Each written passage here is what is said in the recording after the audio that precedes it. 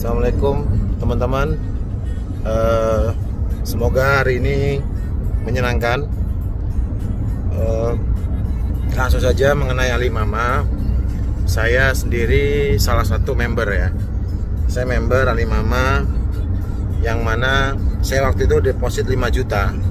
Nah, tapi alhamdulillah uang saya ketarik 3.800.000. Kalau dihitung rugi saya rugi 1.200.000. Kecil termasuknya.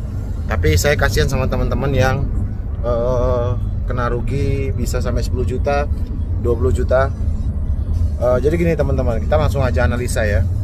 Kebetulan saya itu kuliah di strategi manajemen gitu. Jadi orang itu ketika dia tertekan, dia akan banyak mencari alasan. Ketika sudah dapat alasan pertama nggak dapat, alasan kedua nggak dapat, dia akan menawarkan tawaran-tawaran yang menggiurkan, sehingga kita itu lupa bahwasanya uang kita ada di dia gitu. Nah, sekarang gini aja, fokusnya gini aja. Ada dua kemungkinan. Seandainya Alimama ini mau Alimama palsu ya, itu mau bertobat gitu. Dia tobat, ya udah deh, gue balikin deh duitnya konsumen gue ini gitu. Misalkan 10 juta gue balikin 8 juta, atau yang 1 juta gue balikin 700 atau 500 gitu. Dia bakal ya udah aman gitu loh. Tapi namanya manusia kan kodratnya kan serakah ya, serakah, terus pengennya dapat banyak dan dia ngerasa aman gitu. Dengan uang haram itu dia ngerasa aman gitu. Nah, setelah saya analisa, kita punya kepolisian yang sangat luar biasa kan hari ini. Polri itu bisa menganalisa mulai dari banyak hal lah ya, dari penipuan-penipuan online gitu. Nah, bagi yang sudah nggak percaya dengan Alimama, monggo segera bergerak, bawa bukti transfer, bawa bukti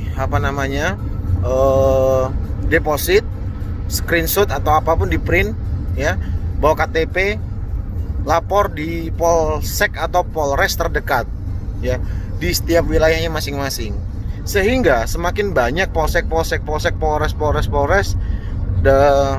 mendapatkan laporan tentang kasus ini, mau nggak mau Bareskrim segera bergerak gitu.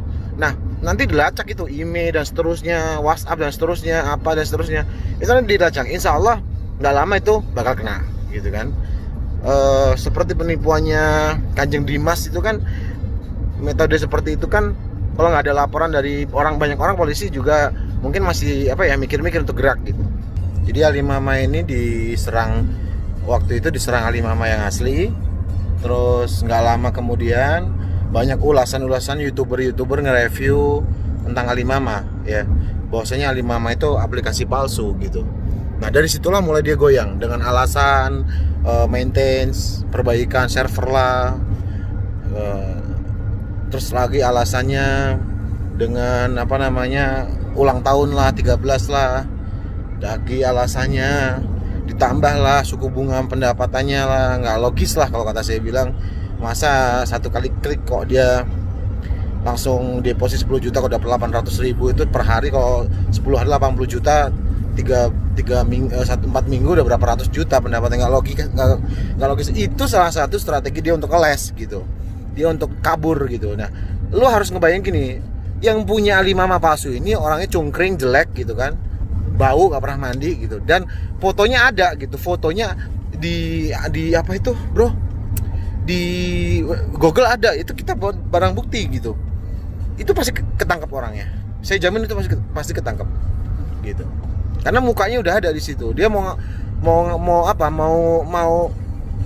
bohong kayak apa gitu, dia mau nyumput di mana, nama dia yang punya Alimama palsu ini udah terdaftar di salah satu universitas tinggi. Kita nanti polisi tinggal minta tinggal minta alamatnya, dicari tuh orang itu sampai ketemu gitu. Dan ketika udah ketangkap, itu pasalnya berat banget gitu. Yang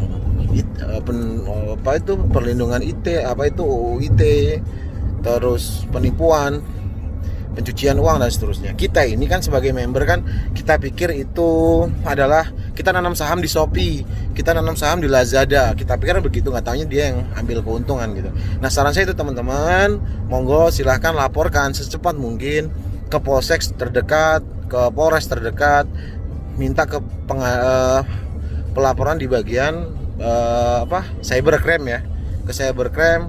Lalu nanti kalau memang sudah ditindak dan Polri butuh biaya untuk, ya kita nggak bisa cuma minta tolong kan untuk apa namanya, untuk dia cari tersangka ini atau apa gitu ya. Kita juga jangan pelit-pelit gitu untuk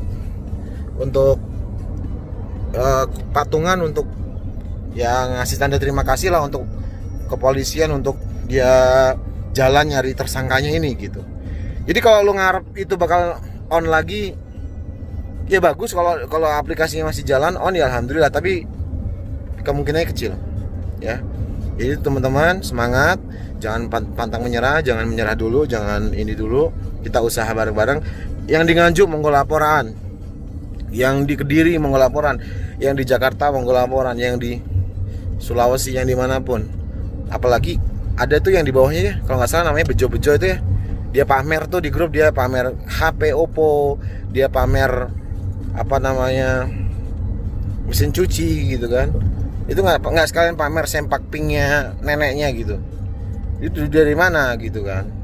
Dari kita ini deposit ke situ gitu. Nah itu perlu kita cari juga tuh orang itu gitu.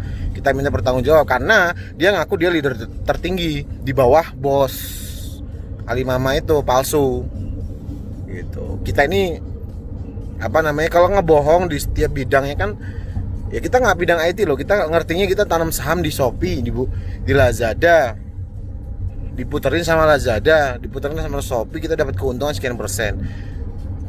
Tapi nyatanya disikat buat beli celana pink neneknya kan kita nggak tahu gitu, celana dalamnya. Jadi tuh bro, saran saya segera lapor, udah nggak usah mikir duit gue begini, hantam aja, karena duitmu nggak akan balik, celah, nggak akan balik. Dia kelimpungan dia, karena manusia sifatnya serakah. Kalau dia mau baik, dia punya itikat baik, udah gue balikin lah. Misal yang 10 juta gue balikin 8 juta, yang 1 juta gue balikin 800. Dia ambil berapa persen untuk nutupin semua kebutuhan dia, sempak neneknya, mesin cuci, HP Oppo Pro 4 itu apa itu masih cukup kok gitu, kita ikhlas kok gitu. Tapi kalau dia minta jalan yang secara hukum, ya jangan takut gitu. Kita punya, dia bidang IT, kita juga bidang hukum banyak kawan-kawan gitu. Gitu ya bro. Jadi kita deposit di Alimama yang ganti terus 13 AL, nggak sekalian tuh 13 angkatan udara gitu, AU gitu, AL AU gitu.